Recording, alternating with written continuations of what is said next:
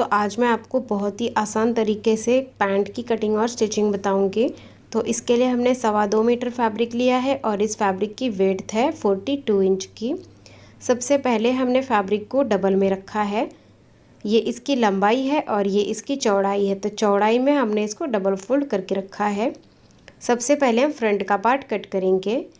तो यहाँ पर हम 2 इंच बेल्ट के लिए निशान लगाएंगे और इस निशान को स्ट्रेट कर लेंगे। अभी यहाँ से हम लेंथ के लिए निशान लगाएंगे। तो लेंथ मैं ले रही हूँ रेडी लेंथ 38 इंच की। तो यहाँ पर हम 38 इंच पे निशान लगाएंगे। उसके बाद हम 2 इंच मार्जिन लेंगे तो 40 इंच पे निशान लगाएंगे और इस निशान को हम स्ट्रेट लाइन से जोड़ेंगे। अभी यहाँ पर हम कमर के लिए निशान लगाएंगे। तो कमर के लिए हमें हिप का मेजरमेंट लेना है। तो जितना हिप का साइज़ है उसको 4 से डिवाइड करना है, प्लस उसमें 2 इंच मार्जिन ऐड करना है। तो हिप साइज़ है 36 इंच, उसको 4 से डिवाइड करते हैं तो वो आ जाता है 9 इंच, प्लस 2 इंच मार्जिन लेंगे तो वो आ जाता है 11 इंच। तो यहाँ पर कमर आ गया 11 इंच का। अभी यहाँ से नीचे की तरफ हम आसन के लिए निशान लगाएंगे। तो आसन के लिए भी हिप का 4th part plus 2 inch margin लेना है। तो मेरा यहाँ पर हिप साइज़ है 36 इंच, उसको 4 से डिवाइड करते हैं तो वो आ जाता है 9 इंच, प्लस 2 इंच मार्जिन लेंगे तो वो आ जाता है 11 इंच। तो यहाँ पर हमारा आसन आ गया 11 इंच का। तो यहाँ पर बेल्ट को छोड़ के 11 इंच पर निशान लगा लेना है और यहाँ पर हमें स्ट्रेट लाइन ड्रा कर लेनी है। इस निशान को भी ऊपर स्ट्रेट करेंगे। उसके बाद यहाँ पर हमें आसन की गोलाई देनी है। तो यहाँ से हम 2 इंच पे मार्क करेंगे और आसन की गोलाई देंगे। हेवी साइज़ के लब को 2.5 इंच लेना है और इस तरह से गोलाई का शेप देना है।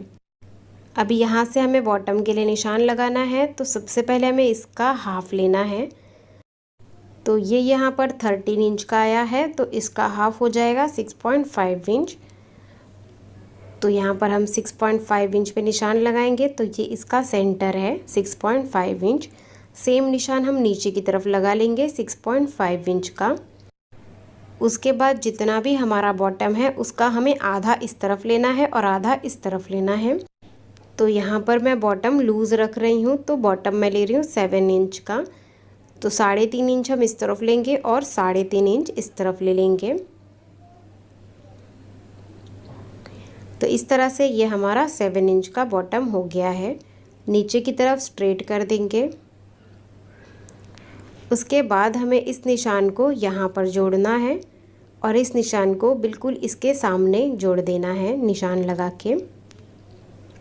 तो इसके लिए ये हमने कर्व स्केल ली है, इसी से हम निशान लगाएंगे। अगर आपके पास ये स्केल नहीं है तो आप पहले स्ट्रेट लाइन से जोड़ दीजिए, उसके बाद हल्का सा कर्व दे दीजिए।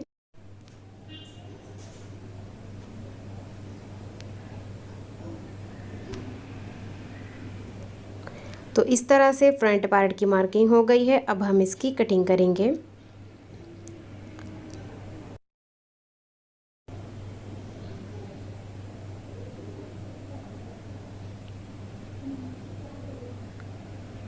तो हमने फ्रंट पार्ट की कटिंग कर ली है। ये 2 पीस है फ्रंट पार्ट के। अभी हम इसको साइड में रखेंगे और बैक पार्ट की कटिंग करेंगे। तो बैक पार्ट के लिए भी हमने फैब्रिक को डबल में रखा है। अभी फ्रंट वाला पार्ट हम इसके ऊपर रख लेंगे।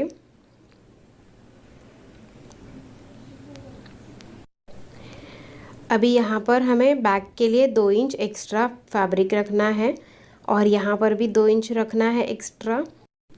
तो देखिए बैक पार्ट में हमें कुछ चेंजेस करने होते हैं जिससे कि हमारा पैंट खिंचता नहीं है और उठने बैठने में भी कंफर्टेबल रहता है। तो इसीलिए हम बैक पार्ट को थोड़ा साइड है, इसको हमें ऐसे ही मार्क करना है। यहाँ पर हमें कोई चेंज नहीं करना है।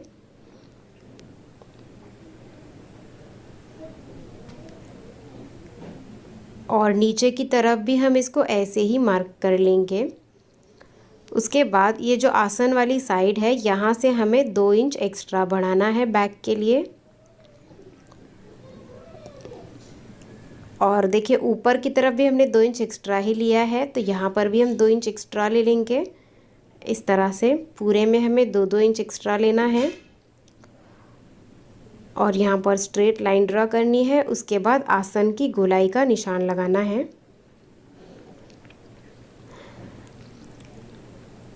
तो ये पार्ट हमारा यहाँ तक है, तो इसको हमें यहाँ पर तिरछा जोड़ देना है।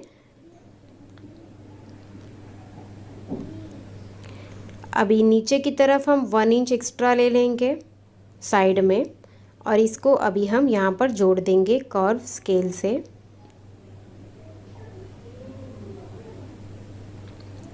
तो बैक पार्ट की मार्किंग हो गई है। अभी फ्रंट पार्ट को हम साइड में रखेंगे और इसकी कटिंग कर लेंगे।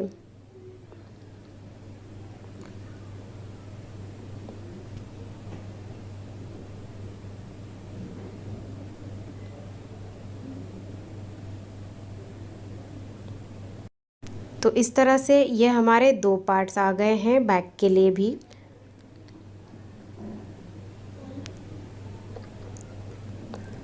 और ये हमारे फ्रंट के 2 पार्ट्स हैं। तो अभी हमें स्टिचिंग करनी है। तो सबसे पहले दोनों पार्ट्स की सीधी साइड हम अंदर की तरफ रखेंगे,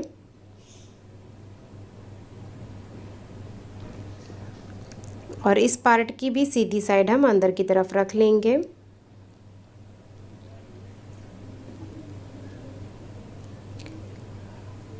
इस तरह से। तो सीधी साइड हमने अंदर की तरफ रख ली है। उसके बाद हम आसन में सिलाई लगा लेंगे सबसे पहले। तो देखिए इस तरह से हमने आसन में सिलाई लगा ली है। अभी हम इसको ओपन करके रखेंगे। ये बैक का पार्ट है, इसके ऊपर हम फ्रंट का पार्ट उल्टा रख लेंगे।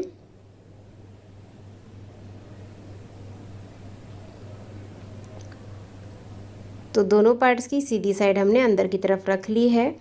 उसके बाद यहाँ पर हमें आसन को सबसे पहले मिला लेना है। आसन के दोनों किनारियों को मिलाएंगे। उसके बाद यहाँ सेंटर में सिलाई लगा देंगे। तो हमने सेंटर में सिलाई लगा ली है।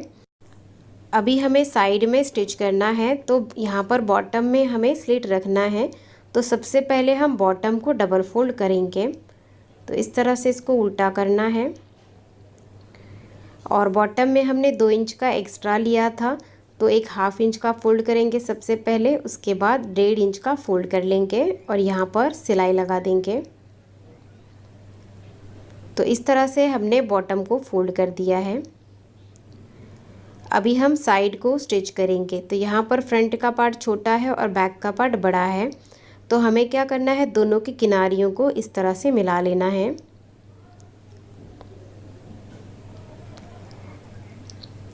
और उसके बाद नीचे से हम 2.5 इंच का स्लिट रखेंगे, 2.5 इंच का।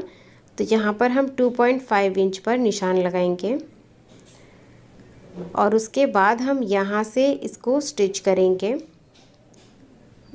यहाँ तक। तो 2.5 इंच का छोड़ेंगे और उसके बाद स्टिच करेंगे। इसी तरह से दूसरे वाले पार्ट में भी दोनों की किनारियों को मिला लेंगे और 2.5 इंच पर मार्क करेंगे। उसके बाद यहाँ से हम इसको स्टिच करेंगे। तो देखिए इस तरह से हमने साइड में स्टिच कर लिया है और यहाँ पर दोनों साइड में स्लिट रखा है। और अभी क्या करना है, हमें इसको इस तरह से हल्का सा डबल फोल्ड करना है। तो जिस तरह से हम कुर्ती में साइड स्लिट बनाते हैं उसी तरह से हमें इसको स्टिच करना है। और या फिर आप यहाँ पर हैंड स्टिच भी कर सकते हैं, उससे भी फिनिशिंग अच्छी आएगी। अभी हम बेल्ट बनाएंगे। तो बेल्ट के लिए हमने 2 इंच एक्स्ट्रा लिया था, उसी को हमें फोल्ड करना है। तो सबसे पहले एक 1/2 इंच का फोल्ड कर लेंगे, उसके बाद एक और फोल्ड कर लेंगे और पूरे में हम इसको स्टिच करेंगे और थोड़ा सा ओपन छोड़ेंगे इलास्टिक डालने के लिए। तो यहाँ पर हमारा बैक का पार्ट बड़ा है, तो यहाँ पर हमें हल्के हाथों से इसको डबल फोल्ड करना है, तो ये अच्छे से फोल्ड हो जाएगा। तो देखिए इस तरह से हमने बेल्ट को फोल्ड कर लिया है। अभी हमने इलास्टिक लिया है और इलास्टिक की जो लेंथ है वो हमने 27 इंच की ली है। तो कमर है मेरा 30 इंच, उसमें से हमने 3 इंच माइनस करके 27 इंच की लेंथ ले ली है। तो इस तरह से हमें लेंथ निकाल ली है इलास्टिक की। अभी ये हमने सेफ्टी पिन लिया है, इसको हम यहाँ पर लगाएंगे और इलास्टिक को हम इसके अंदर डालेंगे। तो एक तरफ से डाल के दूसरी तरफ से हमें इलास्टिक को बाहर निकालना है। तो इस तरह से अभी इसको ओवरलैप करके हम स्टिच करेंगे। तो देखिए इस तरह से हमने स्टिच कर लिया है। अभी हमें इसको अंदर करना है और जो हमने ओपन रखा है उसे हमें स्टिच कर लेना है। तो इस तरह से हमारा इलास्टिक लग गया है। अभी इसको खींचते हुए पूरे राउंड में हम स्टिच करेंगे तो इलास्टिक पलटेगा नहीं।